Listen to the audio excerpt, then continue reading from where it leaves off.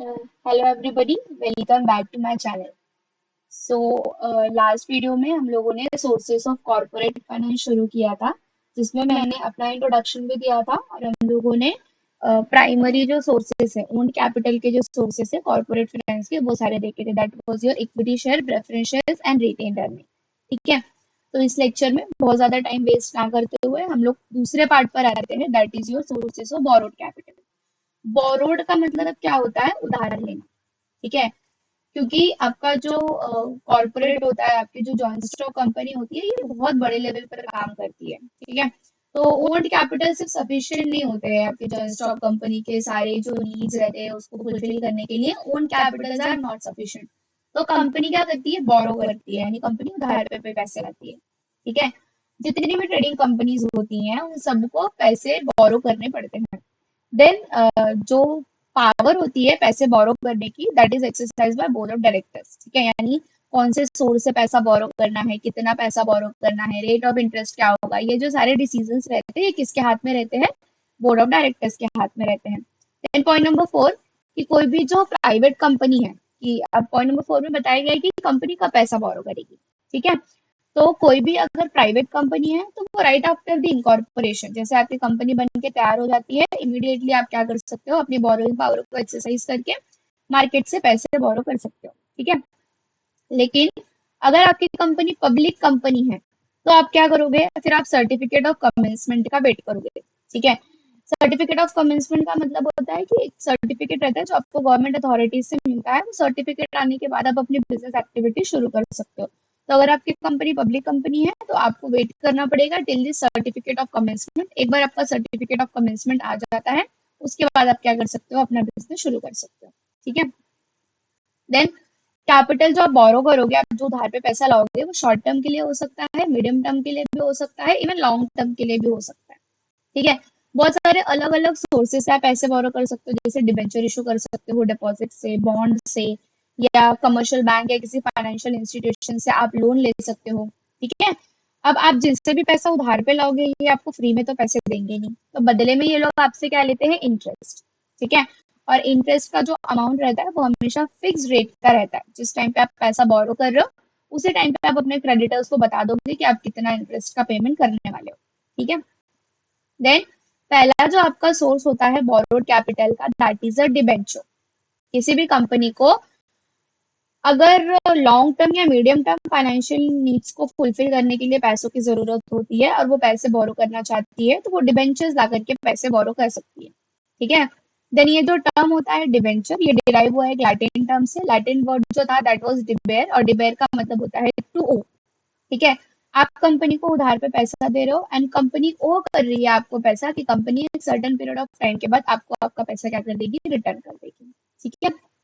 Then third, कि जितने भी हमारे डिबेंचर्स होल्डर्स होते हैं हम सब उनको इंटरेस्ट पे करते हैं, और इंटरेस्ट हमेशा कैसे होता है? फिक्स रेट के ऊपर पे होता है।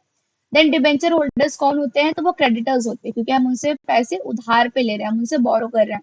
तो जितने भी लोगों से हम पैसे बोरो करते हैं वो सारे लोग हमारे कंपनी के लिए क्या होते हैं? क्रेडिटर्स। तो debenture holders are also creditors of the company. Then features of debentures. पहला फीचर है प्रॉमिस। ठीक है। कंपनी प्रॉमिस करती है डिबेंचर होल्डर को कि वो क्या करेगी? एक स्पेसिफिक पीरियड ऑफ टाइम के बाद आपका जो पैसा है वो आपको रिटर्न कर देगी, क्योंकि कंपनी आपसे उधार ले रही है। तो कंपनी पहले पॉइंट में आपको प्रॉमिस कर रही है कि हम आपसे डिबेंचर पैसा ले रहे हैं, but after a certain period of time, जैसे आप वो टाइम कंप्लीट हो जाएगा जितने टाइम के लिए हमने आपसे पैसा लिया था, तो हम क्या करेंगे? आपका जो भी पैसा हम लोग अभी ले रहे हैं वो हम लोग आपको रिटर्न कर देंगे। ठीक है। देन सेकेंड, डिबेंचर्स की जो फेस वैल्यू होती है वो 100 रुपीज होती है, या मल्टीपल्स ऑफ 100 होती है। मल्टीपल्स ऑफ 100 यानी 100, 200, 300, 400, 500 ऐसा। ठीक है। Then time of repayment. तो जो डिबेंचर्स रहते हैं आप एक सर्टेन पीरियड ऑफ टाइम के लिए लेते हो, और जब आपका टाइम कंप्लीट हो जाता है, यानी मेच्योरिटी पीरियड आ जाता है, तो आपको पैसे क्या कर देने पड़ते हैं? रीपे कर देने पड़ते हैं। कितने टाइम के बाद पैसा रीपे करोगे ये सारी चीजें आप कहाँ पे लिखे रहोगे? अपने डिबेंचर सर्टिफिकेट में। ठीक है। जिनको भी आप डिबेंचर दोगे और जिनसे भी आप पैसे लोगे, उन सारे लोगों को आप एक डिबेंचर सर्टिफिकेट इशू करोगे, that would be evidence of title for them. और उसी में सारी चीजें लिखी रहेंगी कि उन्होंने कितने पैसे दिए हैं, आपने उनको कितने डिबेंचर्स दिए, कितना इंटरेस्ट देने वाले हो, कितने टाइम के बाद पैसा रिफंड करने वाले हो। ठीक है। फिर आया प्रायोरिटी ऑफ रिपेमेंट। प्रायोरिटी मतलब प्राथमिकता।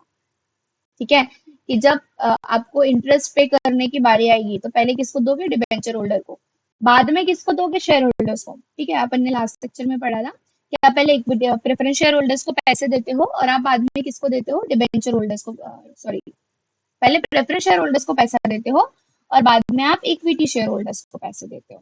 ठीक है, बट आपको क्या करना है, जब हम डिबेंचर्स की बात करेंगे तो शेयर होल्डर्स को पैसे देने से पहले आपको किसको पैसा देना पड़ेगा, डिबेंचर होल्डर्स को पैसा देना पड़ेगा। मैम प्रेफरेंस शेयर होल्डर्स के पहले भी क्या, हाँ, प्रेफरेंस शेयर होल्डर्स के भी पहले आपको किसको पैसा देना पड़ेगा, डिबेंचर होल्डर्स को पैसे देने पड़ेगा। ठीक है, then assurance of repayment. Equity share के केस में क्या होता था, कंपनी प्रॉफिट कमाएगी तो आएगा डिविडेंड, नहीं कमाएगी तो नहीं आएगा। इवन अगर कंपनी लॉस में जाती है और वाइंड अप हो जाती है तो आपका पूरा का पूरा पैसा डूब भी सकता है। बट डिबेंचर्स के केस में नहीं होता, ये लॉन्ग टर्म डेट होता है कंपनी के लिए, कंपनी के लिए कर्जा है। कंपनी आपको जितने भी टाइम के लिए डिबेंचर इश्यू करेगी हर साल इंटरेस्ट का पेमेंट करेगी और मेच्योरिटी पे अश्योरेंसली आपको आपका पैसा क्या कर देगी, वो रिफंड कर देगी। देन आया इंटरेस्ट। तो आपको क्या पे करना पड़ेगा, सारे डिबेंचर होल्डर्स को इंटरेस्ट पे करना पड़ेगा। इंटरेस्ट का रेट कैसा रहेगा, फिक्स रहेगा। और जो भी इंटरेस्ट होता है वो कंपनी के लिए लाइबिलिटी होती है, आपको इंटरेस्ट का पेमेंट तो करना ही पड़ेगा। ऐसा नहीं है कि प्रॉफिट कमाओगे तो दोगे, नहीं कमाओगे तो नहीं दोगे, जैसे शेयर्स के केस में करते थे, ऐसा नहीं होगा। आपको इंटरेस्ट का पेमेंट करना पड़ेगा, इधर आप प्रॉफिट कमाओ या तो आप प्रॉफिट ना कमाओ। ठीक है, देन पार्टीज टू डिबेंचर्स। तो टोटल 3 पार्टीज होती है डिबेंचर्स में। एक तो कंपनी जो डिबेंचर इश्यू कर रही है, ठीक है, पैसे बोरो कर रही है और डिबेंचर इश्यू कर रही है। फिर सी वाला पहले देख लो, डिबेंचर होल्डर जो कंपनी को पैसे दे रहा है और बदले में क्या ले रहा है, डिबेंचर्स ले रहा है, उसको कंपनी क्या देती है, debenture certificate as an evidence. फिर एक आ जाता है ट्रस्टी, जो कंपनी और डिबेंचर होल्डर्स के बीच में लिंक का काम करता है। ठीक है, जब भी कंपनी 500 से ज्यादा लोगों को डिबेंचर्स ऑफर करती है तब कंपनी क्या करती है, डिबेंचर ट्रस्टी अपॉइंट करती है। ठीक है, कंपनी जो है वो डिबेंचर ट्रस्टी के साथ एक एग्रीमेंट करती है जिसको बोला जाता है डिबेंचर ट्रस्ट डीड। ठीक है, उसमें क्या क्या लिखा रहता है, तो कंपनी के क्या क्या ऑब्लिगेशंस रहेंगे, डिबेंचर होल्डर के क्या क्या राइट्स रहेंगे, ट्रस्टी के क्या क्या पावर्स रहेंगे, ये सारी चीजें आपके ट्रस्टी डीड में लिखी हुई रहती है। ठीक है, फिर आया अथॉरिटी टू इशू डिबेंचर। किसके पास पावर है कि वो डिबेंचर इशू कर सकता है, तो बोर्ड ऑफ डायरेक्टर्स के पास। ठीक है, then status of debenture holder, क्योंकि डिबेंचर डेट है, आपने कंपनी को क्या दिया है, लोन दिया है, तो ये एक लॉन्ग टर्म लोन होता है, कंपनी उसके ऊपर इंटरेस्ट पे करती है, फिक्स्ड रेट पर इंटरेस्ट पे करती है। तो डिबेंचर होल्डर्स कंपनी के लिए कौन हो जाते हैं, क्रेडिटर्स हो जाते हैं, जिनको कंपनी को क्या करना है, सर्टेन पीरियड के बाद पैसा रिफंड कर देना है। Then 10 no voting right. Being a debenture holder, अब आपको हर साल इंटरेस्ट मिल ही रहा है, सर्टेन पीरियड के बाद आपको आपका पैसा भी रिटर्न मिल जाएगा, तो आपको कंपनी के मैटर्स में कोई भी इंटरफेयर करने की क्या ही जरूरत है। ठीक है, तो डिबेंचर होल्डर्स को मीटिंग में आके वोट करने का अधिकार नहीं होता है। फिर आया सिक्योरिटी। जनरली जो डिबेंचर्स होते हैं वो सिक्योर्ड होते हैं, आप किसी ना किसी एसेट के ऊपर चार्ज क्रिएट कर सकते हो डिबेंचर होल्डर्स के, डिबेंचर ट्रस्टी के नाम पे। ठीक है, now what do we mean by charge. Charge का मतलब होता है कोई चीज गिरवी रखना। ठीक है, कि समझो मैंने तुमको डिबेंचर्स दिए और तुमसे पैसे लिए ना, तो अब मैं अपने बिजनेस के किसी एक पर्टिकुलर एसेट पे चार्ज क्रिएट करके आपको दे दूंगी कि इन फ्यूचर अगर मैं कभी इंटरेस्ट का पेमेंट नहीं कर पाती हूँ या तो मैं कभी आपका मेच्योरिटी पीरियड पे आपका पैसा रिफंड नहीं कर पाती हूँ, तो आप वो एसेट को बेच के अपना पैसा क्या कर सकते हो, वसूल कर सकते हो। ठीक है, that is charge on asset. Charge जो है फिक्स भी हो सकता है और फ्लोटिंग भी हो सकता है। फिर आया इशूअर। तो इशूअर कौन इशू कर सकता है डिबेंचर, प्राइवेट कंपनी भी कर सकती है और पब्लिक कंपनी भी कर सकती है। देन लिस्टिंग ऑफ डिबेंचर्स, कि आपके जो डिबेंचर्स है कम से कम एक रिकॉग्नाइज्ड स्टॉक एक्सचेंज पे क्या होने चाहिए, लिस्ट होने चाहिए। फिर ट्रांसफरेबिलिटी, डिबेंचर्स ट्रांसफर कर सकते हो क्या, यानी किसी और को बेच सकते हो क्या, द आंसर इज यस। ठीक है, आपको एक इंस्ट्रूमेंट ऑफ ट्रांसफर यानी एक एग्रीमेंट बनाना पड़ेगा और उसके थ्रू आप क्या कर सकते हो, अपने इंस्ट्रूमेंट डिबेंचर्स को किसी और को सेल कर सकते हो। देन टाइप्स ऑफ डिबेंचर्स, तो टोटल 8 टाइप के डिबेंचर्स होते हैं। पहला है सिक्योर डिबेंचर, कोई भी एक ऐसा डिबेंचर जिसके ऊपर कंपनी ने चार्ज क्रिएट किया रहेगा। ठीक है, उसको अपन क्या बोलेंगे, सिक्योर डिबेंचर। अब वो चार्ज फिक्स चार्ज भी हो सकता है और फ्लोटिंग चार्ज भी हो सकता है। ठीक है, कौन से डिबेंचर पे आपने चार्ज क्रिएट किया है ये कहाँ पे लिखा रहेगा, आपके ट्रस्ट डीड में लिखा रहेगा। Now what do you mean by fixed charge. ठीक है, जब अपन अपने किसी फिक्स्ड एसेट के ऊपर चार्ज क्रिएट करते हैं तो उसको हम लोग फिक्स चार्ज बोलते हैं। फॉर एग्जांपल, कंपनीज में, फैक्ट्रीज में जो बड़ी बड़ी मशीन्स होती है, ऐसा तो नहीं है कि मशीन आप बार बार खरीद रहे हो, बेच रहे हो, है ना। Machine is a fix asset. Machine तो भाई आने वाले 10 साल, 15 साल, 20 साल रहने वाले बिजनेस में। तो जब मैं सिर्फ फिक्स एसेट के ऊपर चार्ज क्रिएट करती हूँ, उसको मैं बोलती हूँ फिक्स्ड चार्ज। बट जब मैं किसी स्टॉक के ऊपर चार्ज क्रिएट करती हूँ जो आज है और कल शायद बिक जाएगा, ठीक है। फॉर एग्जाम्पल समझो आप मोबाइल मैन्युफैक्चरिंग कंपनी, आप मोबाइल बनाते हो, तो मोबाइल बनाने के बाद उसको लॉन्गर पीरियड ऑफ टाइम के लिए आप अपने घर में बना के अपने गोडाउन में, अपने वेयर हाउस में रखोगे, यानी उसको अपन बेचने वाले हैं। तो अगर मैंने किसी को अब स्टॉक के ऊपर यानी मोबाइल फोन्स के ऊपर चार्ज दिया था, तो पुराने मोबाइल फोन्स बिकते जाएंगे और जो भी मैं नया फोन स्टॉक करती जाऊंगी, आपका जो चार्ज है वो पुराने मोबाइल फोन से हटके यानी पुराने स्टॉक से हटके नए स्टॉक के ऊपर शिफ्ट होता जाएगा। उसको अपन बोलते हैं फ्लोटिंग चार्ज। फिर अनसिक्योर्ड डिबेंचर, जिसके ऊपर कोई भी सिक्योरिटी इशू नहीं होती, उसको बोलते हैं अनसिक्योर्ड डिबेंचर, ठीक है। उसके बाद आता है रजिस्टर्ड डिबेंचर। ऐसे डिबेंचर्स जिन डिबेंचर होल्डर्स का नाम कंपनी के बुक्स में लिखा रहता है, कंपनी के रजिस्टर ऑफ डिबेंचर होल्डर्स में लिखा रहता है, उन लोगों को बोला जाता है रजिस्टर्ड डिबेंचर्स। ऐसे लोगों को अगर अपने डिबेंचर्स बेचने हैं तो आपको एक ट्रांसफर डीड बनानी पड़ती है, ठीक है। क्योंकि आप ट्रांसफर डीड बनाओगे, एक एग्रीमेंट बनाओगे जिसको भी आप डिबेंचर बेच रहे हो, तो बाद में फिर वो क्या करेगा, वो उस ट्रांसफर डीड को लेकर के कंपनी के पास जाएगा, फिर कंपनी आपका नाम कंपनी के रजिस्टर ऑफ डिबेंचर से हटा देगी और उस पर्टिकुलर व्यक्ति का नाम जिसको आपने अपने डिबेंचर्स बेचे रहेंगे उसका नाम क्या करेगी, डिबेंचर्स रजिस्टर ऑफ डिबेंचर्स में डाल देगी। तो अगर आपके रजिस्टर्ड डिबेंचर्स है तो आपका नाम कंपनी के रजिस्टर ऑफ डिबेंचर होल्डर्स में लिखा रहेगा, और ऐसे डिबेंचर्स को बेचने के लिए आपको क्या करना पड़ेगा, एक ट्रांसफर डीड बनानी पड़ेगी। फिर आया बेयरर डिबेंचर। बेयरर डिबेंचर ऐसा डिबेंचर होता है जिसके होल्डर का नाम कभी भी कंपनी के रजिस्टर ऑफ डिबेंचर होल्डर्स में नहीं लिखा रहता, ठीक है। ये डिबेंचर जो रहते हैं वो फ्रीली ट्रांसफरेबल होते हैं बाय द मेयर डिलीवरी, के मेरे पास वो पेपर्स है, डिबेंचर सर्टिफिकेट्स, मैं क्या करूंगी, किसी को भी सिर्फ मेयरली डिलीवर कर दूंगी कि ये ले, ये डिबेंचर्स आपसे तेरे हो गए और इससे पैसे ले लूंगी, तो हो गया डिबेंचर ट्रांसफर, और आपको कोई भी रजिस्ट्रेशन, कोई भी डीड बताने की जरूरत नहीं है। देन मैम इंटरेस्ट किसको देने का, ठीक है। अब बोल रहे हो नाम भी नहीं लिखा रहेगा और किसी को भी मेयर डिलीवरी के थ्रू ट्रांसफर हो जाएगा, तो कंपनी फिर किसको इंटरेस्ट देगी, दोनों को देगी क्या, सेलर को भी बायर को भी नहीं। आपके जो ये वाले डिबेंचर्स होते हैं ना, बेरर डिबेंचर्स, इसके सर्टिफिकेट के साथ में आपको कूपन अटैच करके मिलते हैं। समझो मैंने 10 साल के लिए आपको डिबेंचर इशू किया और हर साल मैं आपको इंटरेस्ट का पेमेंट करने वाली हूँ, तो उस डिबेंचर के साथ मैं आपको 10 कूपन अटैच करके दूंगी, ठीक है। हर साल आप एक कूपन कंपनी के पास में लेकर के आओगे और कंपनी उसके ऊपर आपको क्या कर देगी, इंटरेस्ट का पेमेंट कर देगी। जो भी कूपन लाएगा कंपनी उसको इंटरेस्ट का पेमेंट कर देगी। So that is a bearer debenture. Then redeemable and irredeemable debentures. Redeemable debentures company के वो डिबेंचर्स होते हैं जो after a certain period of time repayable होते हैं।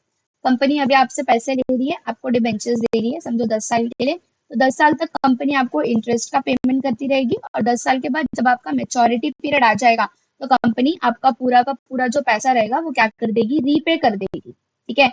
इसको बोला जाता है रिडीमेबल डिबेंचर्स। जो आप आप जो उसका आप क्या करोगे, टाइम पे रीपे कर दोगे।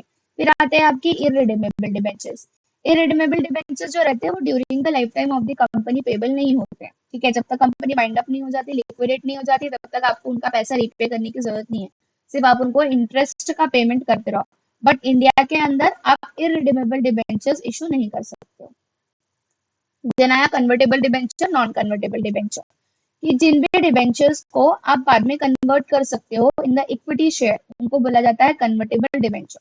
आपके जो डिबेंचर सर्टिफिकेट रहेगा उसमें लिखा हुआ रहेगा कि आपके जो डिबेंचर्स है वो कन्वर्टेबल डिबेंचर्स है या नॉन कन्वर्टेबल डिबेंचर्स है। आप अगर कन्वर्टेबल डिबेंचर्स इशू कर रहे हो तो आपको स्पेशल रेजोल्यूशन पास करना पड़ता है शेयर होल्डर्स का in the case of general meeting, ठीक है। दिन जो डिबेंचर्स रहते हैं वो एडवांटेजियस होते हैं, जो आप कन्वर्टेबल डिबेंचर्स रहते हैं शेयर होल्डर्स के लिए एडवांटेजेस होते हैं, क्योंकि आगे जाके आपके जो डिबेंचर्स हैं वो क्या हो जाएंगे, शेयर्स में कन्वर्ट हो जाएंगे, और जो भी मार्केट में आज के शेयर की वैल्यू रहेगी कंपनी जनरली आपको उससे कम प्राइस में कन्वर्ट करके दे देती है, तो आपका उसमें बेनिफिट हो जाता है। Then non convertible debentures. Non convertible debentures कभी भी आगे जाके इक्विटी शेयर्स में कन्वर्ट नहीं होंगे। मेच्योरिटी पीरियड पे कंपनी क्या कर देगी, आपका पैसा आपको रिफंड करके दे देगी। ये थोड़े से डिसएडवांटेजेस हो जाते हैं क्योंकि इसमें कोई भी एप्रिसिएशन वैल्यू नहीं होती है। मैंने जब डिबेंचर खरीदा था तो कंपनी को 10 लाख रुपए दिए थे, कंपनी ने 10 साल जो मेरे को इंटरेस्ट पे किया बस वही मेरी इनकम है, ठीक है। 10 साल के बाद कंपनी मेरे को वापस से वो 10 लाख रुपए रिफंड कर देगी, तो मैंने दिए थे 10 लाख और मेरे को आखिर में मिले भी 10 लाख, तो यहाँ पे कोई कैपिटल एप्रिसिएशन आपका नहीं होता, सिर्फ आपको जो इंटरेस्ट मिलता है वही आपका बेनिफिट होता है। तो ये थोड़ा सा आपके लिए डिसएडवांटेजेस हो जाता है। ठीक है, so what you we have read today, borrowed capital, debentures क्या होते हैं, उसके features and types of debenture. ठीक है, so this is not the only source for the company to have a borrowed capital, और भी सोर्सेस हैं जो हम लोग आने वाले पार्ट्स में पढ़ेंगे। ठीक है, enough for the today, thank you so much.